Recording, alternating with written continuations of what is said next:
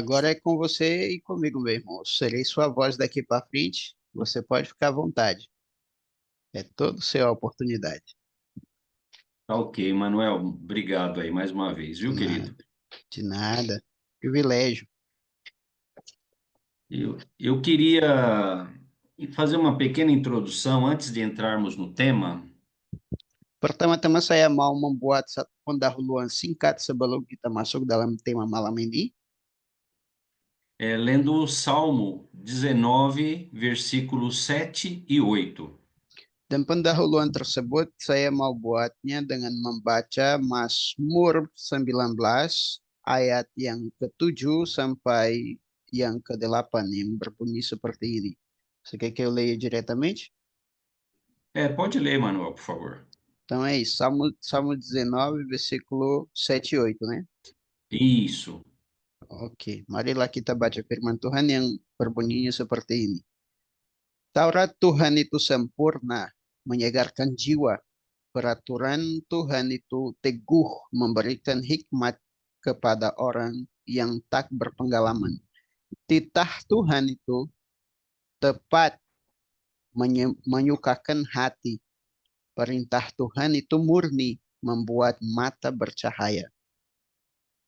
Amin. Muito bem. Nós vivemos uma época no mundo de muitas aflições na alma. Kita sedang hidup dalam suatu zaman di dunia ini yang membawa banyak duka cita dalam jiwa kita.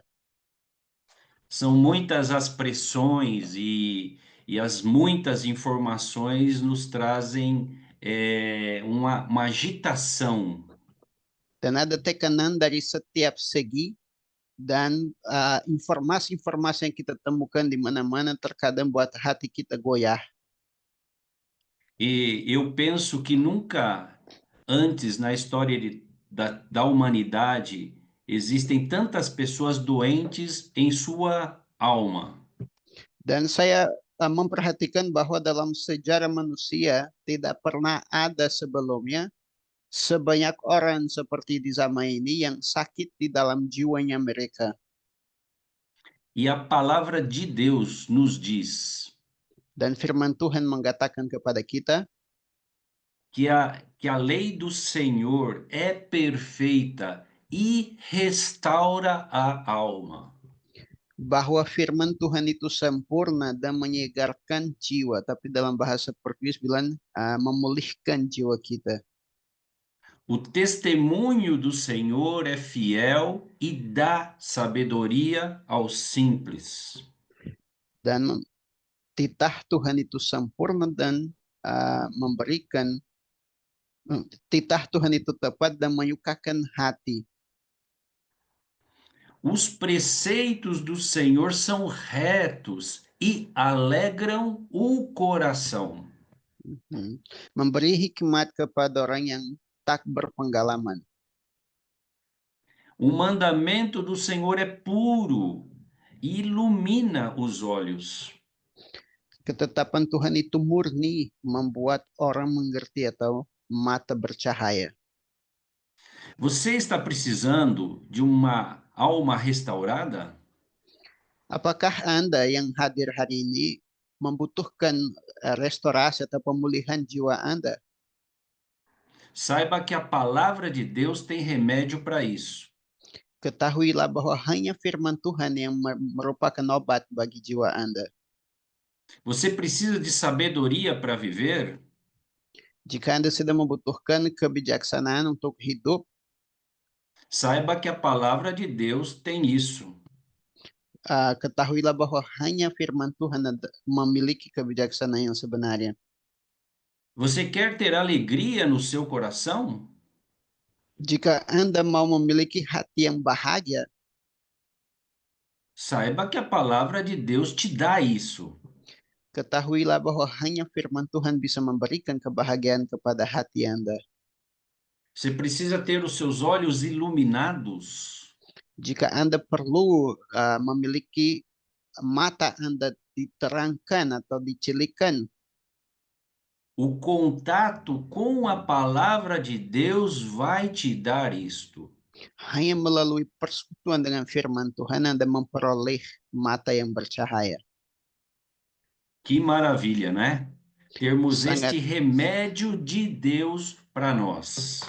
betapa luar biasa kan memiliki obat dari Tuhan ini kepada kita. Então vamos entrar no nosso tema, que é retornando ao plano de Deus através do novo nascimento. Jadi marilah kita menjabarkan tema kita hari ini, kelahiran baru, satu-satunya jalan kembali kepada rencana Allah. Então vamos recordar primeiro qual é o plano de Deus para nós. Jadi pertama-tama mari kita mengingat kembali apa rencana Allah kepada kita. O que Deus tinha no seu coração quando nos fez? Apa yang Allah memiliki di dalam hatinya ketika dia menciptakan manusia. O que Deus tinha no seu coração quando fez o homem? Apa rencana di dalam hati Tuhan ketika dia menciptakan manusia. Então vamos ler Romanos capítulo 8, versículos 28 e 29. Jadi untuk kita mengingatkan lagi tentang rencana tersebut, mari kita baca di Roma pasal 8. Roma pasal 8 ayat yang 28 dan 29. Então é Romanos 28, 29, né? É 8, 28 e 29. Ok, 8, 28 e 29. Roma pasal 8 ayat 28 dan 29. Eu posso ler? Pode. Tudo bem, então. Kita tahu sekarang bahwa Allah turut bekerja dalam segala sesuatu untuk mendatangkan kebaikan bagi mereka yang mengasihi Dia, yaitu bagi mereka yang terpanggil sesuai dengan rencana Allah. Sebab semua orang yang dipilihnya dari semula, mereka juga ditentukannya dari semula untuk menjadi serupa dan gambar dengan anaknya, supaya ia, anaknya itu, menjadi yang sulung di antara banyak saudara. O texto fala que Deus nos chamou segundo o seu propósito. Di perikop ini menyatakan bahwa Allah telah memanggil kita sesuai dengan kerelaannya. E que propósito é esse? Dan sesuai dengan rencananya. Apa rencana Allah itu? O texto responde: Dan di firman ini ada jawabannya. que aquele que ele chamou os predestinou para serem conformes à imagem de seu filho. Dan jawabannya di sini jelas bahwa semua orang yang telah dia pilih dari semula, dia tentukan untuk menjadi serupa dengan gambar dengan anaknya. A fim de que Jesus, seja o primogênito, o primeiro dentre muitos irmãos. Supaya Kristus menjadi anak yang sulung di antara banyak saudara. Então vemos que Deus, desde sempre, Jadi kita mulai menyadari di sini bahwa Allah sejak sebelum dunia dijadikan, ele tinha algo no seu coração que era ter uma grande família. dia memiliki rencana di hatinya, yaitu memiliki sebuah keluarga yang besar. Mas não qualquer tipo de família. Tapi bukan semacam keluarga sebarangan saja. Ele queria uma família de filhos parecidos, semelhantes a Jesus. Dia inginkan sebuah keluarga dengan banyak anak yang serupa dengan gambar dengan Tuhan Yesus. Você gostaria de ter qualquer família? Apakah Anda pribadi inginkan memiliki keluarga yang sebarangan? Nós gostamos de ter uma família toda confusa. Apakah kita sendiri suka ketika keluarga kita kacau dan bingung? Por que Deus poderia querer uma família de qualquer jeito?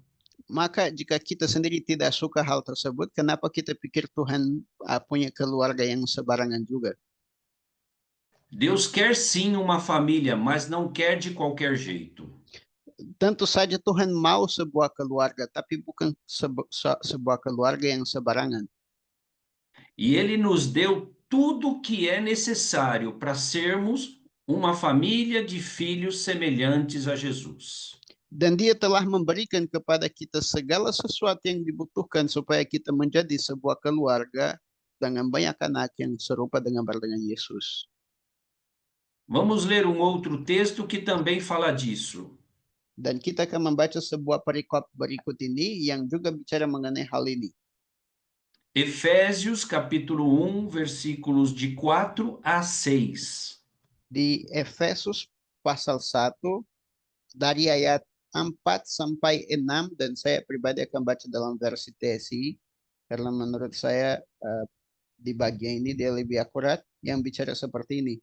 Sebelum dunia ini diciptakan, Allah sudah memilih kita. Artinya dia sudah mengasihi kita dan berencana untuk mempersatukan kita dengan Kristus supaya kita disucikan dan dianggap tidak berdosa di hadapannya. Sebelum dunia ini diciptakan, Allah sudah menetapkan kita untuk diangkat menjadi anak-anaknya melalui Kristus Yesus. Sesuai dengan kehendaknya, itulah yang berkenan kepadanya. Jadi, kita memuji Allah karena kebaikan hatinya yang mulia yang sudah diberikan kepada kita dengan cuma-cuma karena kita bersatu dengan anaknya yang dia kasihi. Amin. Aqui vemos que este desejo de Deus, este propósito de Deus, ele é desde antes da fundação do mundo. Dan dalam perikop ini kita melihat dengan jelas bahwa rencana Tuhan, tujuan Tuhan ini, minat Tuhan ini telah ada padanya sebelum dunia diciptakan. E veja, Deus não nos chamou para sermos felizes, mas sim para sermos santos. Dan perhatikan satu detail di sini bahwa Tuhan tidak memanggil kita untuk bahagia sedemikian saja, sebarangan saja, tapi untuk hidup yang kudus, itulah kebahagiaan kita. O nosso objetivo de vida aqui é sermos santos. Dan tujuan hidup kita di dunia ini adalah menjadi kudus. E só encontraremos o verdadeiro propósito para as nossas vidas se estivermos alinhados com o propósito de Deus. Dan kita hanya akan mampu mencakupi tujuan hidup kita apabila kita berjalan selaras dengan tujuan Allah kepada kita. Então, para concluirmos essa introdução, Maka untuk kita simpulkan pendahuluan ini, que fique claro que Deus tem um propósito eterno.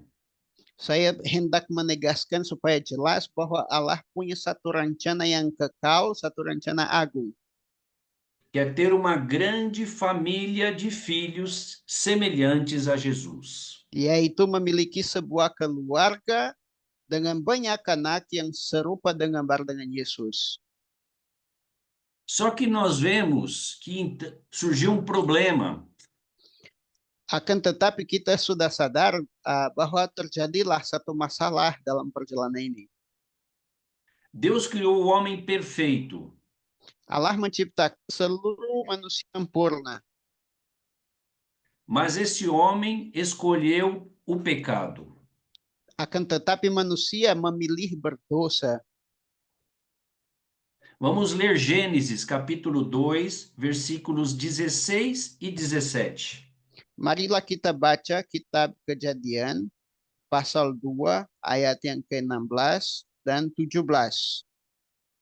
Gênesis 2, 16 e 17, né? Isso. Eu vou ler logo em seguida, tá? Tá. Lalu Tuhan Allah memberi perintah ini kepada manusia. Semua pohon dalam taman ini boleh kau makan buahnya dengan bebas. Tetapi pohon pengetahuan tentang yang baik dan yang jahat itu, janganlah kau makan buahnya. Sebab pada hari yang kau memakannya, pastilah engkau mati. Amin. Muito bem. Nós conhecemos a história que o homem comeu do fruto que não deveria comer. Dan kita mengenal cerita ini bahwa manusia telah makan dari buah yang terlarang. E como resultado disso, ele morreu. Dan sebagai akibat dari dosanya, dia mati. Não que tenha morrido fisicamente, Dan bukan hanya satu kematian yang jasmani saja. ele morreu para Deus. Dia mati bagi Tuhan. Ele perdeu a comunhão com Deus. Dan dia terpisah dari persekutuan kekal dengan Tuhan. Agora o homem estava morto para Deus. Dan sejak dari titik manusia makan buahnya itu, dia mati bagi rencana Tuhan. E uma pergunta: é possível ter comunhão com o morto? Dan ini satu pertanyaan, apakah mungkin kita memiliki persekutuan dengan satu jenazah, satu mayat? Não é possível ter comunhão com o morto. Tentu saja tidak mungkin kita memiliki persekutuan dengan orang yang sudah mati.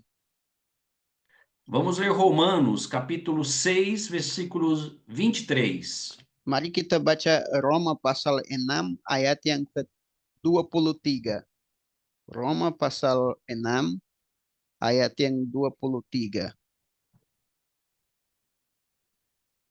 Seperti ini firman Tuhan. Sebab upah dosa ialah maut, tetapi karunia Allah ialah hidup yang kekal dalam Kristus Yesus Tuhan kita. Quando o homem pecou, o pecado entrou na sua vida. Ketika manusia berdosa, dosa ini mencemarkan hidupnya seutuhnya. E assim como uma doença hereditária, ele passou para os seus descendentes. Dan sama seperti satu penyakit yang turun-temurun, dosa ditransferkan kepada seluruh keturunannya, keturunan manusia. Então assim todo ser humano já nasce com a semente do pecado. Itulah kenapa setiap manusia yang lahir di bumi ini sudah lahir sebagai manusia berdosa. Então todo ser humano já nasce morto para Deus. Maka semua manusia sudah lahir dalam keadaan maut bagi Tuhan atau mati bagi Tuhan. Todo ser humano já nasce separado de Deus. Semua manusia sudah dilahirkan terpisah dari Tuhan. Vamos ver um outro texto que confirma isso. Isaías 59, 1 e 2. Mari kita melihat satu ayat lagi, satu perikop lagi yang akan membuktikan pernyataan kita ini yang terdapat di kitab Yesaya pasal 59, kitab Nabi Yesaya pasal 59. Sebentar, saya perlu ganti. Yesaya pasal 59 ayat 1 dan 2. 59 ayat 1 dan 2. Yang berbunyi seperti ini. Sesungguhnya tangan Tuhan tidak kurang panjang untuk menyelamatkan dan pendengarannya tidak kurang tajam untuk mendengar. Tetapi yang merupakan pemisah antara kamu dan Allahmu ialah segala kejahatanmu dan yang membuat dia menyembunyikan diri terhadap kamu sehingga ia tidak mendengar ialah dosamu. O texto fala das consequências do pecado. Di nats ini, di perikop ini bicara mengenai akibat dari dosa. A mão do Senhor não está encolhida para que não possa salvar. Tangan Tuhan tidak diperpendeki atau tidak diangkat untuk tidak menyelamatkan.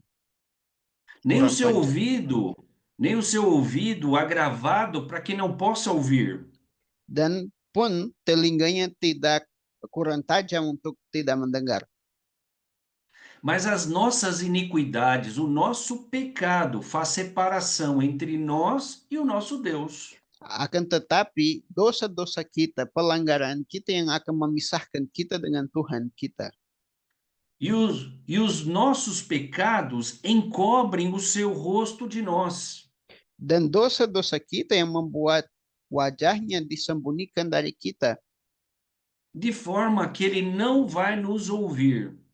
sehingga dia tidak akan pernah mendengarkan kita. Eu vou dar um exemplo de como isso seria. Uma forma, eu conto sempre essa história para exemplificar este problema. Saya akan menceritakan suatu perumpamaan untuk ilustrasikan pelaksanaan dari firman ini, bagaimana ini terjadi dalam kenyataan hidup kita. Minha mãe já morreu, Pertama, mama saya sudah wafat. mas antes de minha mãe morrer, eu tinha muito relacionamento com ela. Akan tetapi, sebelum dia wafat, saya punya persekutuan erat dengan dia, hubungan yang luar biasa. Eu era solteiro e todo dia de manhã, antes de ir para o trabalho, eu tomava o café da manhã com minha mãe. Dan pada waktu itu saya masih bujang, sebelum saya berangkat kerja, saya selalu makan sarapan dengan ibu saya. E ali nós conversávamos. Dan di situ kita berbincang. E antes de eu sair para o trabalho, eu a abraçava e beijava. Dan sebelum saya berangkat ke pekerjaan saya memeluk ibu saya dan saya cium dia. Eu amava muito minha mãe. Dan saya sangat-sangat mengasihi ibu saya. E era muito bom ter comunhão com ela. Dan saya merasa sangat luar biasa bisa hidup dalam persekutuan dengan dia. Mas um dia ela morreu. Akan tetapi suatu ketika dia wafat.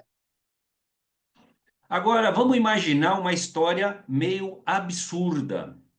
Tapi sekarang mari kita membayangkan satu cerita yang cukup absurd yang tidak bisa dipahami atau diterima.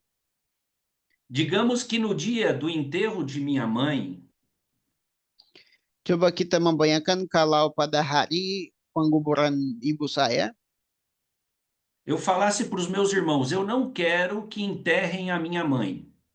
saya bicara kepada kakak-kakak saya tidak mau menguburkan ibu saya. Eu quero que ela fique aqui em casa porque eu quero continuar ter comunhão com ela. Dan saya bilang ke mereka, saya mau dia tetap di rumah ini dan karena saya sangat mengasihi dia dan saya sangat mengasihi hubungan kita sehingga saya tidak mau dia dikuburkan. Eu quero continuar conversando com ela, eu quero continuar abraçando ela, eu quero continuar beijando ela. Saya mau tetap makan sarapan pagi dengan dia, bicara dengan dia, saya mau peluk dia sebelum saya berangkat. E então eu não quero que enterrem a minha mãe. Maka saya tidak mau untuk ibu saya dikuburkan. Então vamos dizer que os meus irmãos concordassem: ok, você fique com ela. Dan mari kita membayangkan bahwa kakak-kakak saya setuju. Oke lah, kalau begitu kamu bawa dia pulang aja ke rumah jenazah ini. Então eu, então eu ponho minha mãe na sala, no caixão ali na sala e deixo ela ali.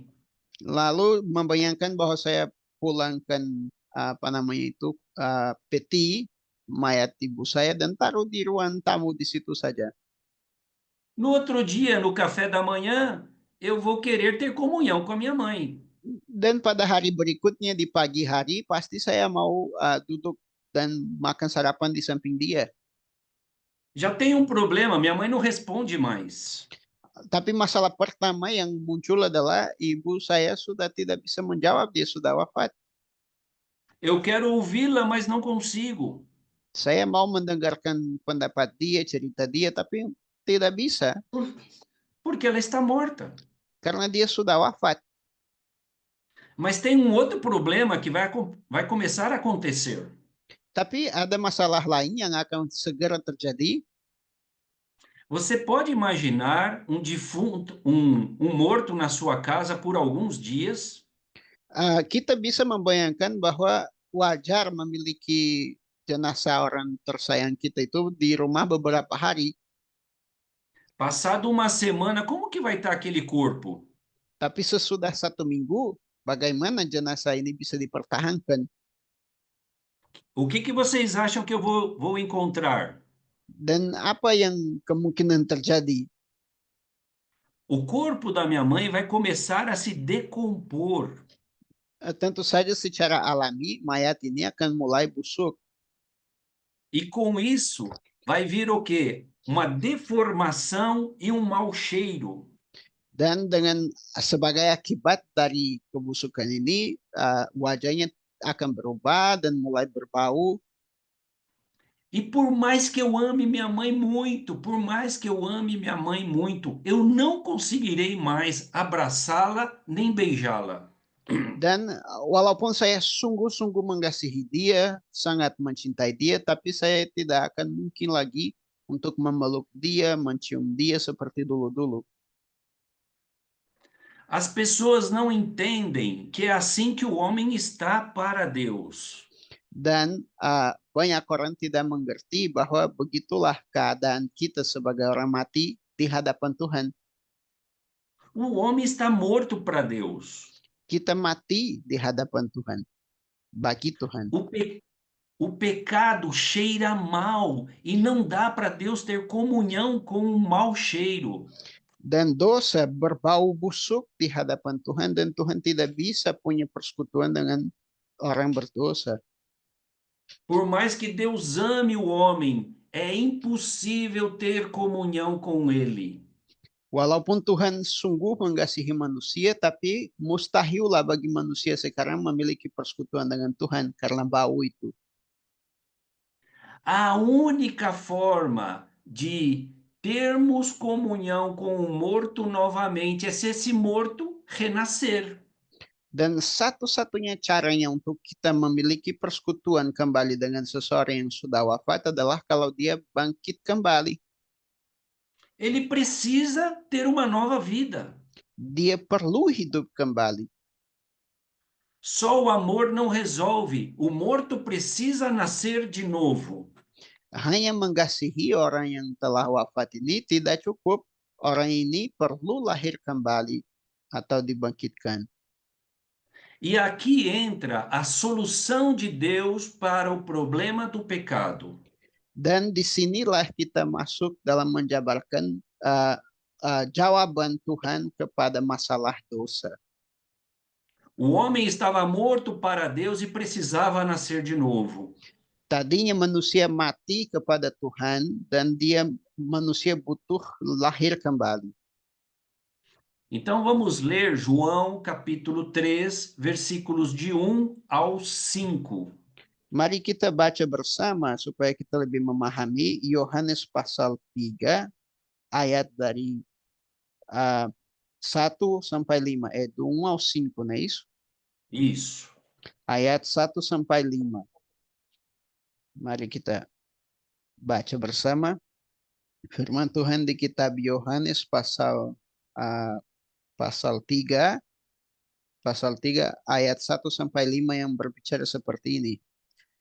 Adalah seorang Farisi yang bernama Nikodemus, seorang pemimpin agama Yahudi. Ia datang pada waktu malam kepada Yesus dan berkata, "Rabi, kami tahu bahwa engkau datang sebagai guru yang diutus Allah, sebab tidak ada seorang pun yang dapat mengadakan tanda-tanda yang engkau adakan itu jika Allah tidak menyertainya." Yesus menjawab kepadanya, "Aku berkata kepadamu, sesungguhnya jika seseorang atau seorang tidak dilahirkan kembali, ia tidak dapat melihat kerajaan Allah." Kata Nikodemus kepadanya, "Bagaimanakah mungkin seorang dilahirkan kalau ia sudah tua? Dapatkah ia masuk kembali ke dalam rahim ibunya dan dilahirkan lagi?"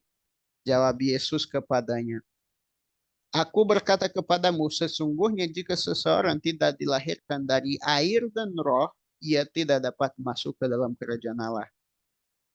Amin. Nicodemos foi procurar Jesus. Di sini kita lihat bahwa si Nikodemus pergi mencari Tuhan Yesus. Quem era Nicodemos? Siapakah San Nikodemus itu? Eu creio que era um bom homem, Saya percaya dia seorang yang baik. um bom pai de família, Mungkin dia seorang ayah yang baik, um bom cidadão. Mungkin dia seorang warga yang baik, Ele até conhecia as escrituras sagradas. dan dapat dipahami bahwa dia bahkan mengerti firman Tuhan.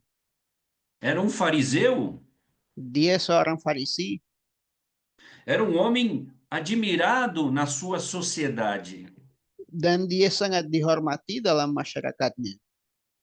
Mas Nicodemos tinha um problema, Akan tetapi Nikodemus ada satu masalah, um grande problema. dan masalah yang besar.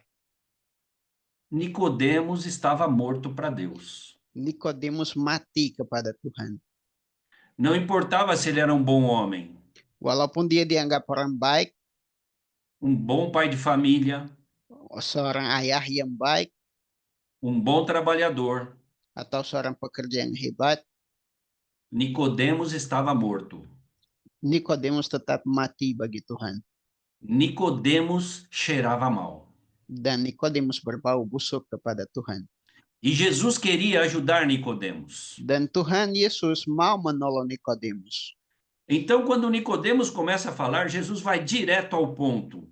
Maka ketika Nikodemus mulai bertanya-tanya, Yesus langsung pergi ke titik utama. Nicodemos, na verdade te digo, se alguém não nascer de novo, não pode ver o reino de Deus. Dan Yesus langsung berkata, sesungguhnya aku berkata kepadamu, jika seseorang tidak lahir kembali, ia tidak dapat melihat kerajaan Allah. Nicodemos, você ser um bom homem não vai resolver seu problema.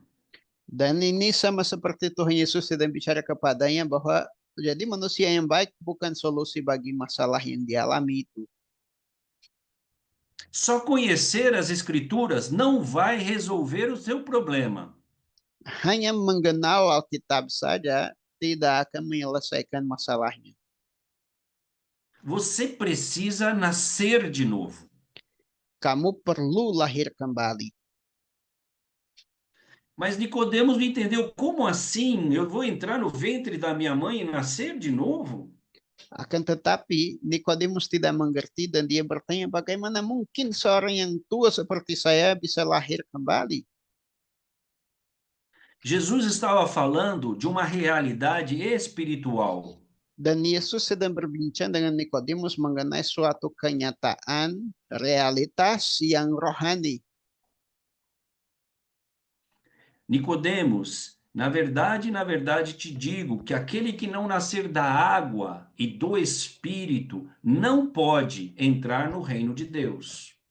Itu kenapa jawaban Yesus di ayat 5 bilang, aku berkata kepadamu, sesungguhnya jika seorang tidak dilahirkan dari air dan roh, ia tidak dapat masuk ke dalam kerajaan Allah.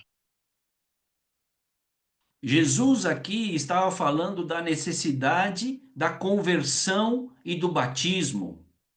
Di sini Tuhan Yesus sedang bicara mengenai suatu kebutuhan untuk kita berbalik dan dibaptiskan. Só assim o homem pode voltar a ter comunhão com Deus. Hanya dengan demikian kita bisa kembali dipulihkan dalam persekutuan dengan Tuhan. Vamos ler 2 Coríntios 5:17. Mari kita baca sekali lagi 2 Korintus pasal 5 ayat 17. 2 Korintus pasal 5 ayat 17. Seperti ini firman Tuhan. Jadi siapa yang ada di dalam Kristus, ia adalah ciptaan baru, yang lama sudah berlalu, sesungguhnya yang baru sudah datang. Quando nascemos de novo, somos novas criaturas. Ketika kita dilahirkan kembali, kita menjadi makhluk yang baru. As coisas velhas se passaram e tudo se fez novo. Segala sesuatu yang lama sudah berlalu dan segala sesuatu dijadikan baru. Vamos ler ainda Efésios capítulo 2, versículos de 1 ao 5. Mari kita baca juga supaya lebih memahami Efesus pasal 2 ayat dari versículo 1 a 5, né? 1 ao 5. Ayat dari 1 sampai 5. Efesus pasal 2 ayat yang pertama sampai yang kelima. Beginilah firman Tuhan. Kamu dahulu sudah mati karena pelanggaran dan dosa-dosamu. Kamu hidup di dalamnya karena kamu mengikuti jalan dunia ini. Karena kamu menaati penguasa kerajaan angkasa, yaitu roh yang sekarang sedang bekerja di antara orang-orang durhaka. Sebenarnya dahulu kami semua juga terhitung di antara mereka ketika kami hidup di dalam hawa nafsu daging dan menuruti kehendak daging dan pikiran kami yang jahat. Pada dasarnya kami adalah orang-orang yang harus dimurkai sama seperti mereka. Tetapi Allah yang kaya dengan rahmat oleh karena kasih-Nya yang besar yang dilimpahkannya kepada kita telah menghidupkan kita bersama-sama dengan Kristus sekalipun kita telah mati oleh kesalahan-kesalahan kita. Oleh kasih karunia kamu diselamatkan. Amin. O texto fala que ele nos deu vida, pois nós estávamos mortos. Diberi kita hidup karena sebelumnya kita mati. Que antes vivíamos fazendo a vontade do príncipe da potestade do ar. Dan bahwa sebelumnya kita hidup di dalam kehendak si penguasa kerajaan angkasa. Veja, todo ser humano faz a vontade de alguém. Coba perhatikan bahwa semua manusia hidup menurut kehendak seseorang. Ou a vontade do príncipe da potestade do ar, Entah dia akan melakukan kehendak penguasa kerajaan angkasa ini, roh yang sekarang bekerja di dunia, ou a vontade do príncipe da paz. atau dia akan melakukan kehendak putra kedamaian, yaitu Kristus. O texto fala que quando estávamos mortos, fazíamos a vontade dos nossos pensamentos e da nossa carne. Di sini juga menegaskan dalam firman ini bahwa ketika kita mati di dalam pelanggaran kita, kita hidup di dalam hawa nafsu daging dan menuruti kehendak daging dan pikiran yang jahat. E éramos, por natureza, filhos da ira. Dan berdasarkan kodrat kita, kita dianggap anak murka atau orang yang layak dimurkai. Mas Deus, segundo a sua muita misericórdia, por seu muito amor, estando nós mortos, nos deu vida. Tetapi Allah yang kaya dengan rahmat atau kasih, oleh kasih karunia-Nya yang sangat besar, yang berlimpah-limpah, dia berikan hidup yang baru bagi kita. Então, esta é a realidade que acontece no novo nascimento. Maka ini adalah kenyataan yang terjadi dalam kelahiran baru. Vivemos novamente para o Senhor. Kita hidup kembali kepada Kristus, kepada Tuhan. Não para fazer as nossas vontades e desejos, Dan bukanlah untuk melakukan kehendak dan kerinduan hati kita, mas a sua vontade e os seus desejos. namun untuk melakukan kerinduan dan kehendak Allah. Mas como se dá então este processo do novo nascimento? Tapi bagaimanakah terjadinya proses kelahiran baru ini? Vamos ler Atos, capítulo 2, versículos 36 a 42. Mari kita baca di Kisah Para Rasul, pasal 2, ayat yang 36 sampai 42. Kisah Para Rasul, pasal 2, dari ayat yang 36 sampai 42. Jadi seluruh kaum Israel harus tahu dengan pasti bahwa Allah telah membuat Yesus yang kamu salibkan itu menjadi Tuhan dan Kristus. Ketika mereka mendengar hal itu, hati mereka sangat terharu, lalu mereka bertanya kepada Petrus dan rasul-rasul yang lainnya, apakah yang harus kami perbuat, saudara-saudara? Jawab Petrus kepada mereka, bertobatlah dan hendaklah kamu masing-masing memberi dirimu dibaptis dalam nama Yesus Kristus untuk pengampunan dosamu. Maka kamu akan menerima karunia Roh Kudus. Sebab bagi kamulah janji itu bagi anak-anakmu dan bagi orang yang masih jauh, yaitu sebanyaknya yang akan dipanggil oleh Tuhan Allah kita. Dan dengan banyak perkataan lain lagi, ia memberi suatu kesaksian yang sungguh-sungguh dan ia mengecam dan menasihati mereka, katanya, berilah dirimu diselamatkan dari angkatan jahat ini. Sampai até 42, é isso? Ou até 40? Isso, 42. Mari kita lanjut di 2 ayat berikut. Orang-orang yang menerima perkataannya itu memberi diri dibaptis, dan pada hari itu jumlah mereka bertambah kira-kira 3.000 jiwa. Mereka bertekun dalam pengajaran rasul-rasul dan dalam persekutuan, dan mereka selalu berkumpul untuk memecah-mecahkan roti dan berdoa.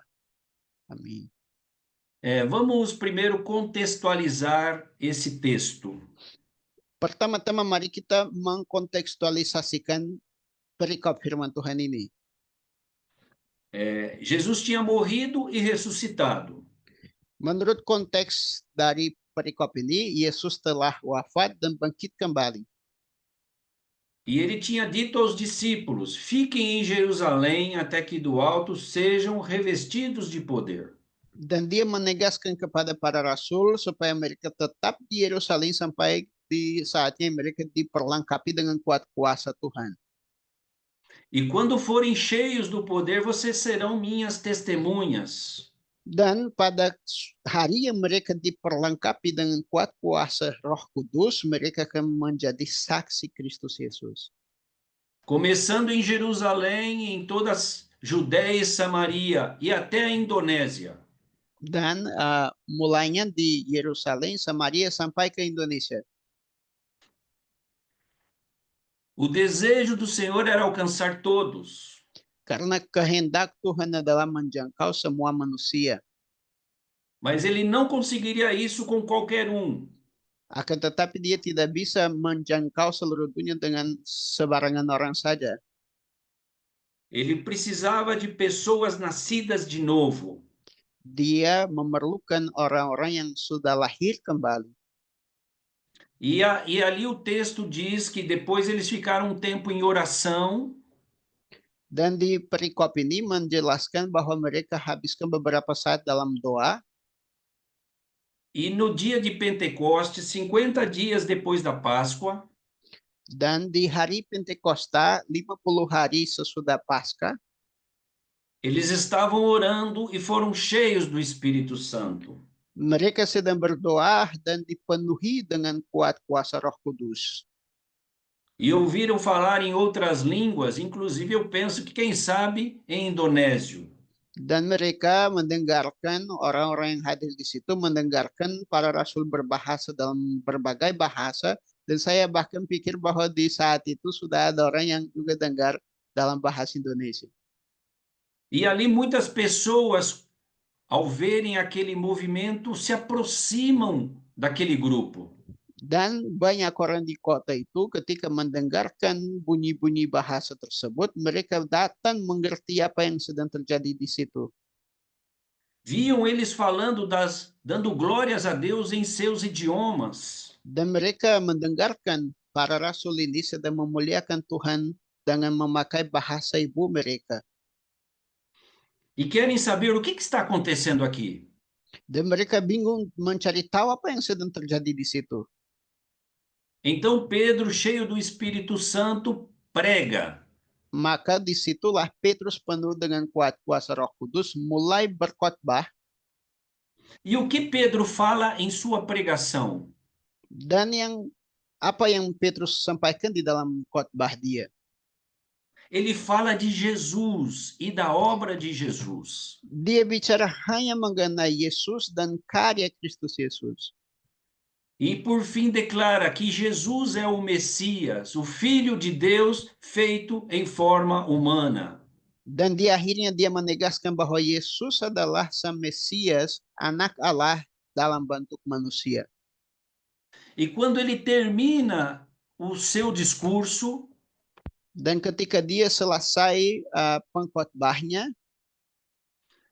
aquelas pessoas foram tocadas pelo Espírito Santo. ketika dia selesai perkhotbahnya itu, orang-orang itu disentuh oleh Roh Kudus. E o texto diz que eles ficaram com o coração compungido. Dan di firman ini menjelaskan bahwa mereka terharu hatinya. Ficaram com o coração talvez pesaroso, pesado. Dan kemungkinan besar hati mereka sangat menyesal, sangat berat. O que aconteceu ali? Dan apa yang terjadi di situ? Eles tiveram convicção dos seus pecados. Sebenarnya mereka dapat keyakinan atau mereka diyakinkan bahwa mereka berdosa. Eles viram, estamos mal diante de Deus. Dan mereka sadar bahwa keadaan mereka buruk di hadapan Tuhan. Em outras palavras, estamos mortos para Deus. Dalam kata lain, mereka sadar bahwa mereka mati di hadapan Tuhan. Então, perguntaram eles, o que devemos fazer? Maka mereka bertanya kepada para rasul, apa yang harus kami perbuat, saudara-saudara? Fica implícito aqui que eles creram na pregação que Pedro falou.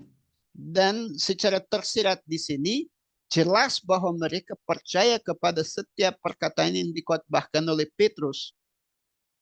Eles creram na pregação de Pedro sobre Jesus. Dan mereka sungguh percaya kepada khotbah Petrus mengenai Yesus. Eles creram em Jesus. Mereka percaya penuh kepada Tuhan Yesus. E o Espírito Santo os convenceu do pecado. Dan Roh Kudus meyakinkan mereka akan dosa mereka. Então nós vemos primeiro duas coisas fundamentais para o novo nascimento. Jadi di sini kita melihat dua prinsip mendasar yang dibutuhkan untuk lahir kembali. Primeiro, crer em Jesus. Pertama-tama itu percaya kepada Tuhan Yesus. Nós temos que crer na obra de Jesus. Kita harus percaya kepada Tuhan Yesus dan karyanya. Em tudo que a palavra fala sobre Jesus. Dan kita harus percaya segala sesuatu yang firman Tuhan katakan mengenai Yesus. Depois temos que ter convicção do nosso estado de pecado. Dan yang kedua, kita harus sungguh-sungguh punya kesadaran penuh akan keadaan kita yang berdosa. E que precisamos de Deus para uma nova vida. Dan bahwa kita perlu Kristus dalam hidup kita supaya kita memiliki hidup yang baru. Então Pedro dá o que mais eles precisavam fazer. Dan Petrus juga mengarahkan mereka kepada satu tindakan berikut yang mereka perlu mengambil. Arrependam-se. Pertama, bertobat. Sejam batizados em nome de Jesus para a remissão dos vossos pecados. Dan kemudian dibaptiskan sebagai bukti penghapusan dosa kalian. E recebam o Espírito Santo. Dan menerima Roh Kudus. Lembrem-se que Jesus falou: quem não nascer da água e do Espírito não pode ver o reino de Deus. Perhatikan bahwa Yesus sendiri telah mengatakan bahwa setiap orang yang tidak lahir dari air dan roh tidak bisa melihat kerajaan surga. Quem não receber o batismo nas águas e no Espírito Santo não pode entrar no reino de Deus. Setiap orang yang tidak menerima Roh Kudus dan juga dibaptiskan tidak akan bisa masuk dalam kerajaan Allah. Este é o caminho para o novo nascimento. Dan itulah jalan kepada kelahiran baru. Mas só que vamos para concluir aqui, vamos pensar o seguinte: nenhuma criança nasce e é deixada sozinha. Akan tetapi, mari kita membayangkan di sini dan berpikir bahwa secara alami tidak ada satu anak manapun yang dia lahir, kemudian kita buang dia, kecuali itu satu pidana yang orang lakukan ya. É assim que acontece quando uma criança nasce. Ela chega em casa e a mãe fala: Olha, aqui é a geladeira, ali é o fogão, ali é o banheiro. Pode se Atau virar. Atau coba membayangkan bahwa satu anak yang baru lahir, ibunya bawa dia ke rumah, lalu perkenalkan rumah. Ini kamar mandi, ini kulkas, ini dapur, silahkan kamu urus dirimu sendiri. Apa Se begitu você caranya? tiver fome, tem pão ali no armário. Dan ketika anak itu lapar, orang tuanya bilang, kalau kamu lapar ya ada roti di lemari itu, silahkan ambil.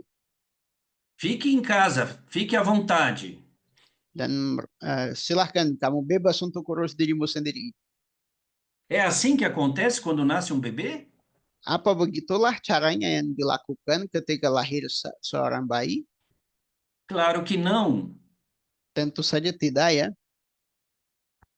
A mãe vai cuidar deste bebê até que ele tenha o tamanho suficiente para se cuidar, para cuidar-se de si mesmo. Di dalam proses natural dan jasmani, seorang ibu akan memelihara, pedulikan anak ini sampai di mana dia bisa berdikari. Então, o texto que nós lemos diz: Maka dalam perikop yang kita baca tadi mengatakan que aqueles que foram batizados e receberam a palavra bahwa semua orang yang memberi dirinya untuk dibaptiskan dan menerima firman, perseveravam na doutrina dos apóstolos, mereka bertekun dalam pengajaran rasul-rasul na comunhão, dan dalam persekutuan, no partir do pão dalam memecah-mecahkan roti e nas orações. dan berdoa. Nós podemos nascer, mas podemos morrer. Kita bisa dilahirkan kembali, tapi juga kita bisa mati. Se não tivermos, se não perseverarmos no ensino dos apóstolos, Jika kita tidak bertekun dalam pengajaran rasul-rasul, se não perseverarmos na comunhão com os irmãos, jika kita juga tidak bertahan dalam persekutuan orang-orang kudus, se não perseverarmos no partir do pão, isto é, na ceia do Senhor, dan jika kita tidak juga bertekun dalam memecah-mecahkan roti yang artinya perjamuan kudus, e se não perseverarmos nas orações, podemos morrer. dan jika kita tidak bertekun di dalam doa, kita punya resiko besar akan kematian kembali. Então, o novo nascimento é o começo de uma nova vida. Maka harus dipahami bahwa kelahiran baru adalah permulaan dari satu hidup yang baru. E assim como um bebê espera, é esperado que ele cresça e se desenvolva, Dan sama seperti kita harapkan supaya suatu anak yang baru dilahirkan dia bertumbuh dan berkembang, assim é esperado que aquele que nasceu de novo cresça e se desenvolva. begitupun diharapkan supaya setiap orang yang telah lahir kembali bertumbuh dan berkembang. Hoje ele é abençoado por um pai ou mãe espiritual. Dan biasanya anak yang baru lahir kembali dia diberkati oleh seseorang orang tua rohani, ayah atau ibu rohani. Amanhã ele vai ser pai ou mãe espiritual de outros. Dengan tujuan supaya besoknya dia menjadi ibu atau ayah rohani bagi orang-orang lain. Amém, queridos? Então, Amin. é isso que eu gostaria de transmitir para os irmãos, e aí fico aberto para perguntas. Tá bom aí, Manuel? Tá perfeito, meu irmão. Muito obrigado. Eu vou traduzir aqui sua fala. Acho que Terima o tempo kasih. deu aí também, né? Tá quase lá, deu 1 hora aqui. Obrigado. Então tá bom. Ah, jadi Bapak Ibu, ini yang saya persiapkan untuk berbagi dengan Bapak Ibu. Saya rela untuk pertanyaan dan diskusi berikutnya.